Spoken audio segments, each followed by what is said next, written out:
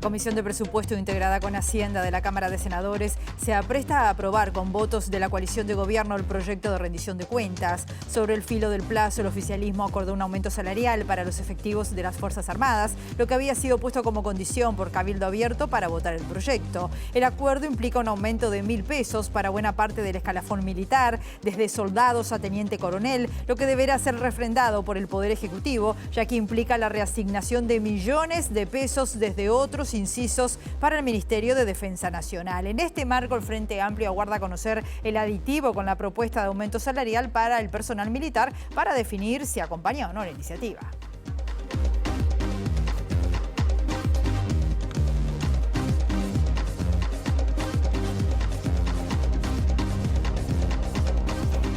¿Cómo están? Bienvenidas, bienvenidos a MBD Noticias. Comenzamos con información con 13 grados a esta hora aquí en Montevideo, en una jornada que va a seguir con el cielo nuboso, cubierto, precipitaciones aisladas y escasas, una máxima anunciada de 15 grados. Como siempre, viendo las cámaras del Centro de Gestión de Movilidad de la Intendencia de Montevideo, hay un corte total en Mayur entre Benito Nardone y Julio María Sosa, en Punta Carretas, hasta las 5 de la tarde es el corte total. Hay otro en Tomás de Tesanos entre Rivera y Arturo Prat, hasta las 19:30 horas, y otro en Martínez Chauri entre Colorado y Joaquín Requena. Este corte va a seguir por unos días más.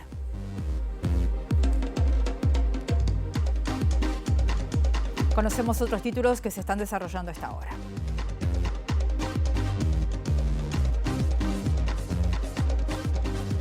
El Frente Amplio denunció que el Poder Ejecutivo planteó en el proyecto de rendición de cuentas la presupuestación de cientos de funcionarios que ingresaron a dedo con contratos de función pública a distintos ministerios. Según José Carlos Maía, esta es la muestra mayor del acomodo en Uruguay.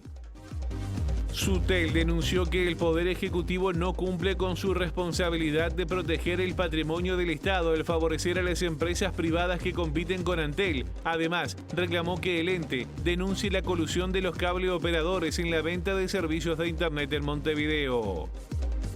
El Tribunal de Cuentas entregó a Fiscalía de Delitos Económicos y Complejos toda la información sobre las resoluciones adoptadas en relación al proyecto de construcción del complejo Antel Arena. Con estos elementos, el fiscal Alejandro Machado se apresta a emitir su dictamen sobre el caso. La Sociedad Uruguaya de Pediatría rechazó los dichos del intendente de Artigas, Pablo Caram, por considerar que naturaliza el trabajo infantil en las peores condiciones. Según la sociedad científica, estas actividades impiden el adecuado desarrollo de los niños, niñas y adolescentes.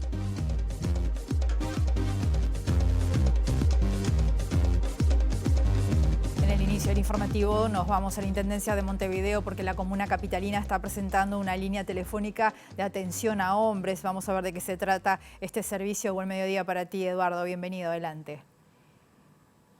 Buen mediodía, Rosina. Así es, hace apenas minutos se presentó esta nueva línea de atención telefónica dirigida a hombres en 1950-51-51, que funcionará desde hoy de 18 a 21 horas. Este servicio busca justamente brindar escucha, asesoramiento y orientación a hombres que consulten por temas como el bienestar, la salud en general, la corresponsabilidad parental y las relaciones sexoafectivas. La intendenta de Montevideo, Carolina Cose, destacó que justamente para avanzar en las temáticas de desarrollo con equidad, con igualdad, es necesario acciones y escucha. Y eso es lo que hace la Intendencia, a la que definió como feminista. En tanto, la directora para la asesoría para la equidad de género de la Intendencia, Solana Quesada, explicó las características de este servicio. La línea es una línea de escucha, de asesoramiento y de información para hombres mayores de 18 años que vivan en Montevideo, y que en realidad es una línea para que los hombres puedan llamar y puedan plantear distintas situaciones de su vida cotidiana vinculadas al trabajo, a las relaciones familiares, al vínculo con los hijos, a su acceso al sistema de salud, cualquier situación que quieran consultar, pedir asesoramiento, pedir apoyo. Es una línea que contribuye a la igualdad de género y que se enmarca en nuestras políticas. Nos parece parece importante dar un paso más en la atención a la igualdad de género y poder tener justamente una respuesta que sea específica para los hombres y que también contribuya a generar el cambio cultural necesario para tener más igualdad, que venimos desarrollando con otras políticas que capaz están o más centradas en las mujeres, o también las que tenemos para hombres están centradas en aquellos varones que ejercen violencia. Y nos parecía importante dar una señal desde la política pública, generando este servicio y esta línea de escucha y atención para varones que tengan necesidad de consultar y de ser escuchados. Es en acuerdo con la Facultad de Psicología y va a estar atendida por profesionales de la salud especializados en este tema, y bueno, y es una primera experiencia, no hay novedad no hay ningún servicio de este tipo en el país, y en la región hay pocos. Conocemos la línea Calma de Bogotá, y en realidad nos parece muy importante también ver qué es lo que pasa con esto, pedirle a los hombres que llamen, que consulten, que pidan apoyo, a los medios que nos ayuden a difundir, y iremos viendo en este tiempo, bueno, qué tipo de llamadas hay, cuáles son las principales demandas, etcétera. Contener, orientar y derivar, Rosina, son las bases de esta nueva línea telefónica de 1950-5151, que reiteramos funciona de 18 a 21 horas. Alejandra López, en representación de la Facultad de Psicología, destacó la gran significación que tiene este acuerdo con la Intendencia, que señala como un hito más en la relación entre la comuna y la Universidad de la República. Destacó que la Intendencia, al igual que con las políticas de género desde hace varias décadas, con esta nueva acción es digamos, la pionera en tener políticas públicas referidas a varones en el país y, bueno, de los primeros en hacerlas en toda la región. Muchas gracias, Eduardo. Importante información. Entonces, ahora vamos al Parlamento. El Senado está en los últimos minutos o días, digamos, de aprobación de la rendición de cuentas, y en eso está trabajando nuestro periodista Luca Veloz. ¿Cómo estás, Luca? Bienvenido.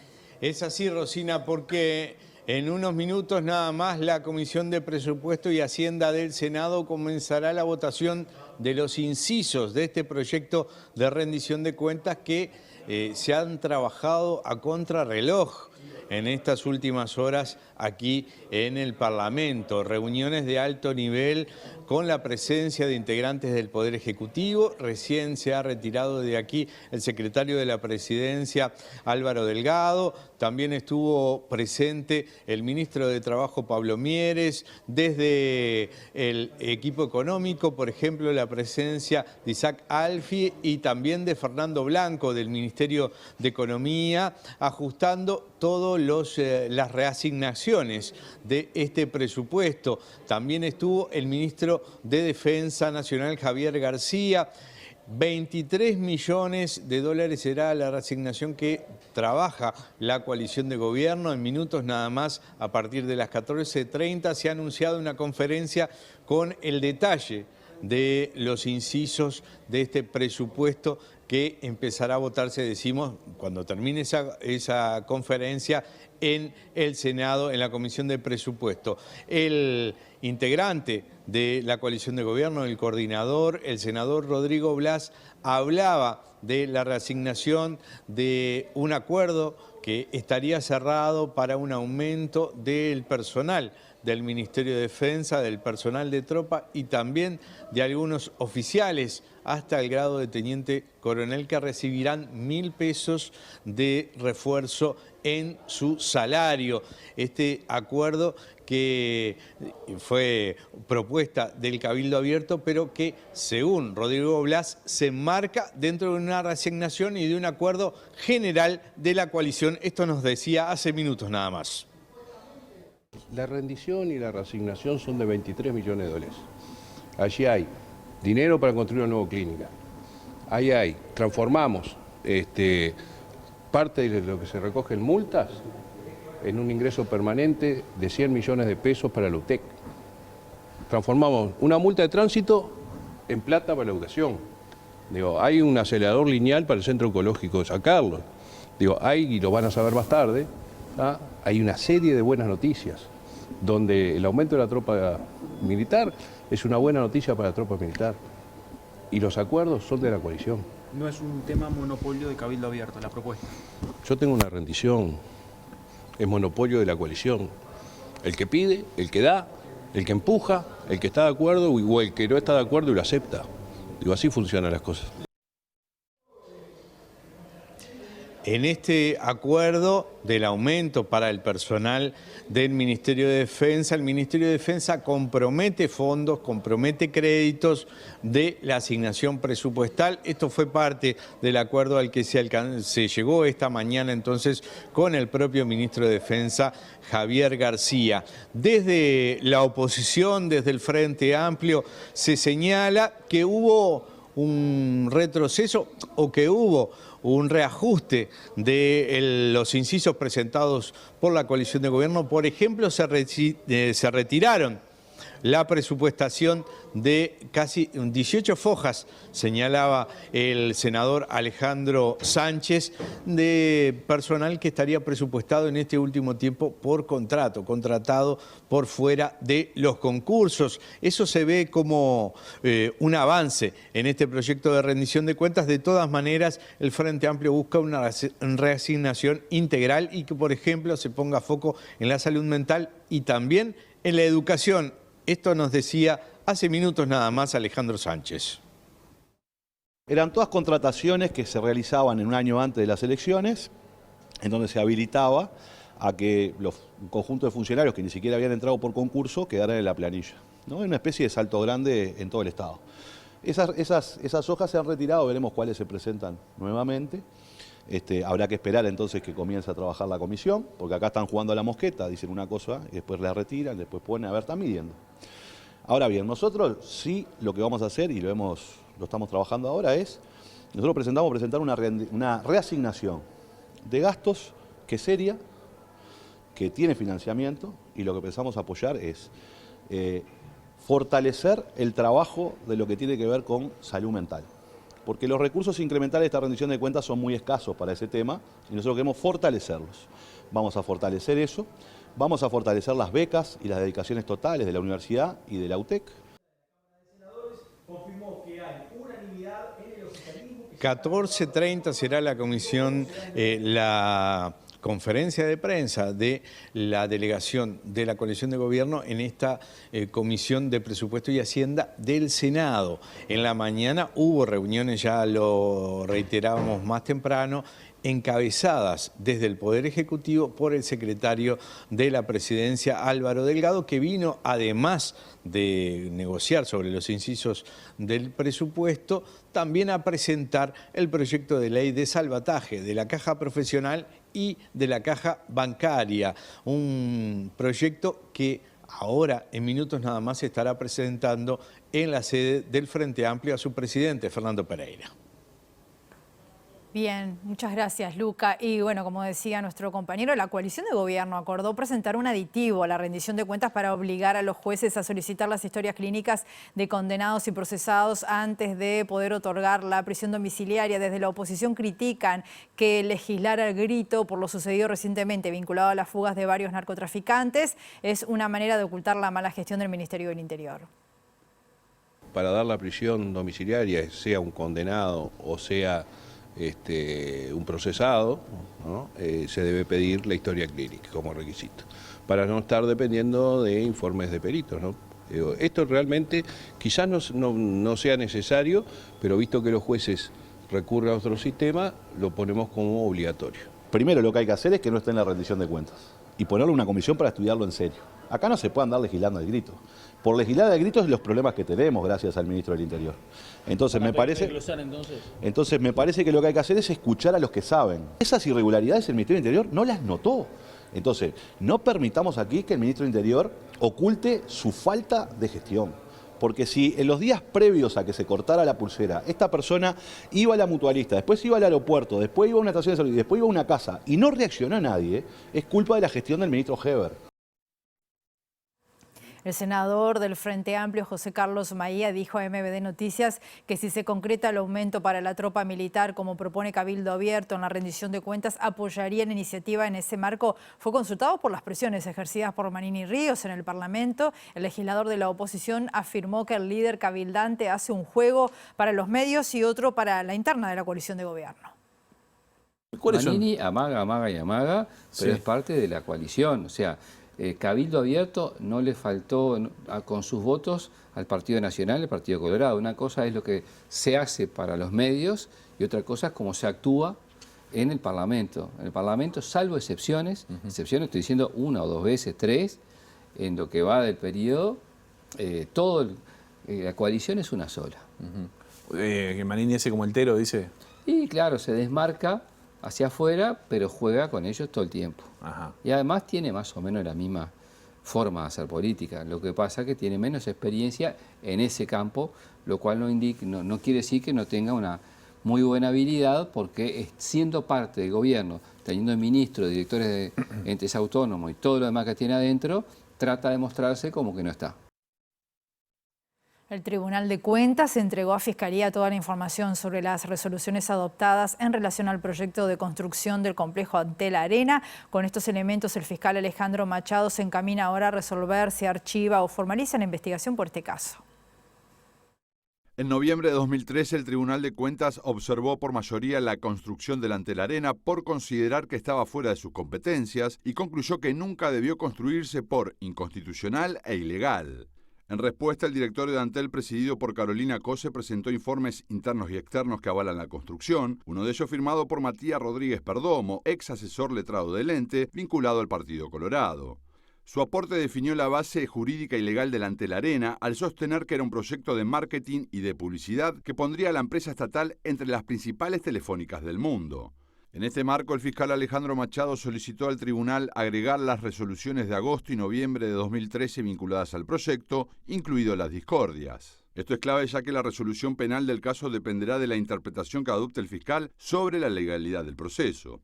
Si fuese la primera, el fiscal podría imputar el delito de abuso innominado de funciones a quienes integraban la plana mayor de Antel cuando se tomó la decisión. Si por el contrario el fiscal valora la legalidad del proceso de construcción, el caso sería archivado.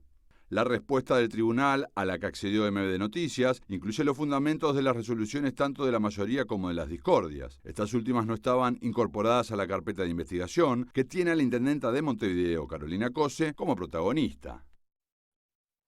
El sindicato de Antel denunció que el Poder Ejecutivo no cumple con su responsabilidad de justamente proteger el patrimonio. Vamos a seguir con esta información. Para los trabajadores, el acuerdo entre TCC, Montecable y Nuevo Siglo para brindar servicios de Internet en Montevideo configura colusión, por lo que Antel debe recurrir a la justicia.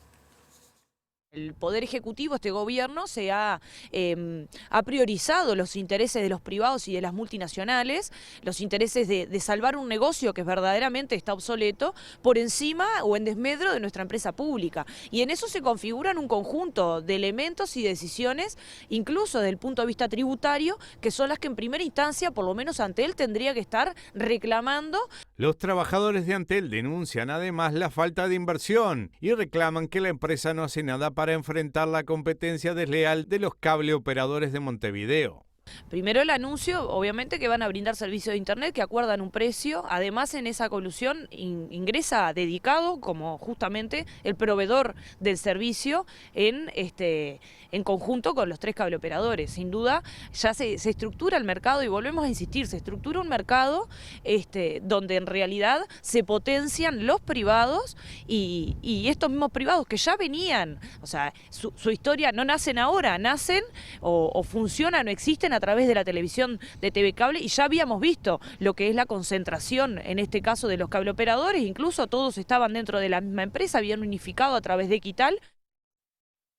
Otras noticias, Juan Yazón presentó sus cartas credenciales ante el presidente de la República, Lacalle Pou. Se convirtió en el nuevo embajador de China aquí en nuestro país. Como informó MBD Noticias, se trata de un diplomático de extensa y destacada trayectoria, en especial en países de habla hispana. Ella tuvo como destino Uruguay entre el 98 y 2002. El diplomático chino llegó al país tras desempeñarse como embajador en Bolivia, donde recibió la condecoración especial entregada por el presidente Luis país Arce por sus aportes al país del altiplano, en particular durante el periodo de pandemia, con la llegada de vacunas y otros insumos desde China. Además, se desempeñó en Guinea Ecuatorial, Venezuela, Cuba y España. Este lunes el diplomático presentó sus cartas credenciales al presidente Lacalle Pou y mantuvo una breve reunión con el mandatario, con Bustillo y el secretario de Presidencia Álvaro Delgado. Además, este lunes también presentó sus cartas credenciales Heber Estuardo Meneses, es el nuevo embajador de Guatemala en nuestro país. Vamos con otros temas. Ahora, entre el 2021 y 2022, nuestro país cayó 9 puestos en el ranking que mide el peso, el Producto Bruto Interno, pasando del lugar 65 al 74 entre 192 países, mientras que la deuda pública creció 4,6% en el último año, aumentando en casi 10.000 millones de euros desde el 2019. Los datos se conocen tras la reciente advertencia del Fondo Monetario Internacional sobre la nueva tendencia alcista de la deuda global, tras la caída registrada en 2021, debido al repunte económico, la estabilidad de la inflación y la emisión sostenida de deuda china. En este contexto, la deuda uruguaya parece seguir la tendencia mundial después de reducirse en 2020 durante la peor etapa de la pandemia y de un leve crecimiento en 2021. En 2020 la deuda uruguaya fue de 32.013 millones de euros y alcanzó el 68,22% del Producto Interno Bruto, mientras que en 2019 había sido de 33.142 millones y representado el 60,59% del PIB. De acuerdo con el portal especializado datosmacro.com, la deuda uruguaya alcanzó en 2022 el récord de 41.609 millones de euros, un 69% del PIB. Por otro lado, el déficit público uruguayo representó en 2022 el 2,55% del PIB, con 1.737 millones de euros, ubicándose 74 en el ranking de 192 estados. El informe destaca que el país empeoró su situación respecto a 2021, cuando ocupaba el puesto 65 con un déficit de 1.351 millones y el 2,7% del PIB. La cifra de 2022 es casi 200 millones mayor que los 1.508 millones de déficit con los que terminó el gobierno de Tabaré Vázquez en 2019, pero casi 400 millones menor que en 2020, cuando por la pandemia el déficit se disparó a 2.191 millones y representó 4,67% del Producto Interno Bruto.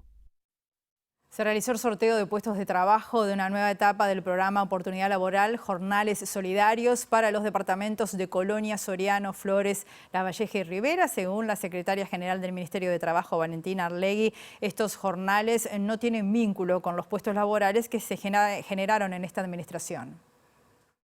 En esta ocasión son 9.000 puestos de trabajo, de oportunidad laboral. Se hizo el sorteo a las intendencias que lo solicitaron y un poco lo que explicamos era que el Ministerio pone a disposición una herramienta que tiene, un software, que es el que se utiliza en Yo Estudio y Trabajo, para armar un orden de prelación de todos los inscriptos. Eso se traslada a las intendencias y después las intendencias son las que le adjudican a cada persona la localidad. Y ahí es importante aclarar que se verifican el tema de las cuotas, que se tengan en consideración todos los grupos vulnerables para justamente favorecer con puestos de trabajo. Van a ser 12 jornadas en el mes y se va a percibir una prestación de 13.000 pesos nominales. De todas formas, no tiene vinculación directa con los puestos de trabajo que se crearon en este gobierno. En definitiva, programas de apoyo al empleo hubo en todos los gobiernos. Se busca justamente, esto fue una solución que surgió en momentos de pandemia, que luego se mantuvo en el tiempo justamente para poder ayudar a esos grupos más vulnerables a que accedan al empleo. De todas formas, no es un empleo propiamente dicho porque obviamente no es todos los días en el mes. O sea que en definitiva es una medida de apoyo. Hacemos una pausa muy breve, volvemos enseguida.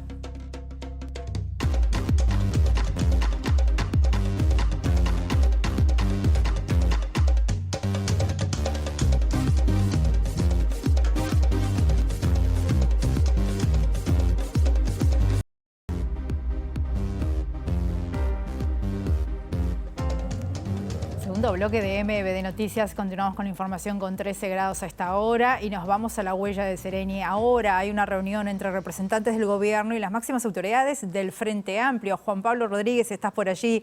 Bienvenido, adelante Juan Pablo, contanos qué está pasando.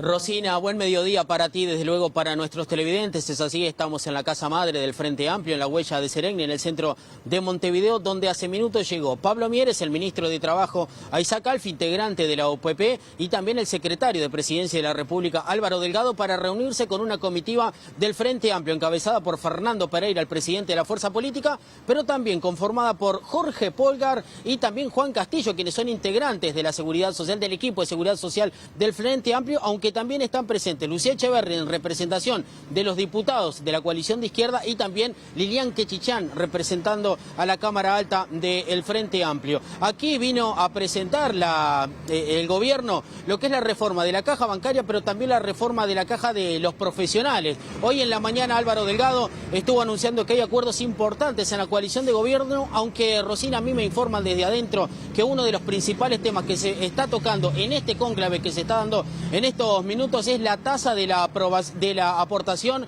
de los profesionales, que como todos sabemos que pasa de un 16,5 a un 19% del sueldo ficto de la categoría de aportación. Pero vamos a escuchar a Álvaro Delgado, que esta mañana esto dijo en el Parlamento. En definitiva, generó todo un proceso de discusión en la interna de las propias cajas, ¿no? Que tenían que estar, primero, conscientes de su situación bastante crítica y, segundo, la voluntad de avanzar hacia una reforma. Ustedes vieron hace poco tiempo atrás Caja Bancaria hablando de la reforma, el directorio de la Caja Bancaria votando conceptualmente la reforma necesaria para darle sustento al sistema. Vieron una asamblea masiva de AEBU habilitando, entre otras cosas, poder ampliar la edad de retiro para los trabajadores bancarios.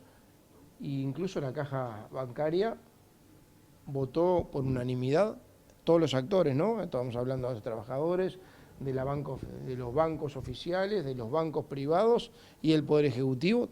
Votaron este proyecto de ley que se presenta al Parlamento hoy.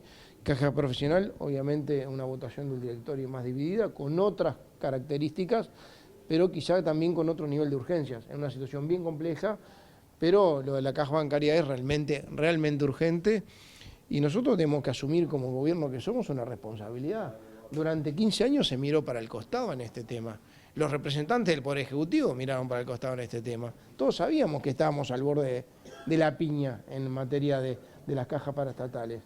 Y sin embargo, se prefirió mirar para el costado. Nosotros, en este caso, más allá de haber trabajado en la reforma de la seguridad social, todo lo que implicó, los decretos reglamentarios, todo lo que implicó, paralelamente trabajamos en algo que habla mucho de responsabilidad.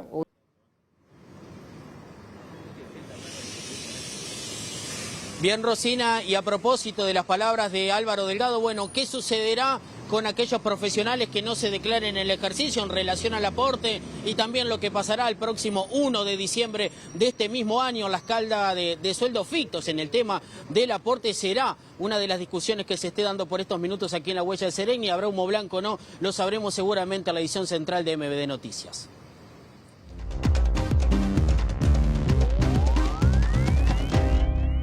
Estados Unidos tachó de inaceptable el ataque con bombas Molotov a la embajada cubana en ese país y anunció el inicio de una investigación para saber qué fue lo que pasó, aunque las autoridades norteamericanas declinaron especular sobre los motivos de la agresión. El ataque se produjo el domingo por la tarde cuando un individuo lanzó 2 cócteles Molotov contra la sede diplomática, horas después de que el presidente cubano Miguel Díaz-Canel y el canciller Bruno Rodríguez regresaran a La Habana tras haber pasado una semana en Nueva York con motivo de la Asamblea General de Naciones Unidas. El domingo por la noche, el ministro de Exteriores calificó de terrorista la agresión y acusó de la misma a grupos anticubanos que acuden al terrorismo al sentir impunidad. Además, denunció que el gobierno de La Habana ha alertado a las autoridades norteamericanas reiteradamente sobre esta situación. El portavoz del Departamento de Estado de Estados Unidos, Matthew Miller, sostuvo que los ataques y amenazas contra las instalaciones diplomáticas son inaceptables y que las autoridades están en contacto con los oficiales de la embajada cubana, de acuerdo con sus obligaciones bajo la Convención de Viena. El funcionario estadounidense rechazó pronunciarse sobre la calificación de ataque terrorista y afirmó que hay una investigación en marcha y sería inapropiado especular sobre los motivos antes de saber el resultado. El funcionario destacó que el Servicio de Seguridad del Departamento de Estado trabaja con otras agencias para proteger y mantener la seguridad de las misiones extranjeras en Estados Unidos. Nos vamos, volvemos a las 19 horas en nuestra edición central o mañana a las 8 de la mañana la primera edición de MBD Noticias. Que pasen muy bien, hasta luego.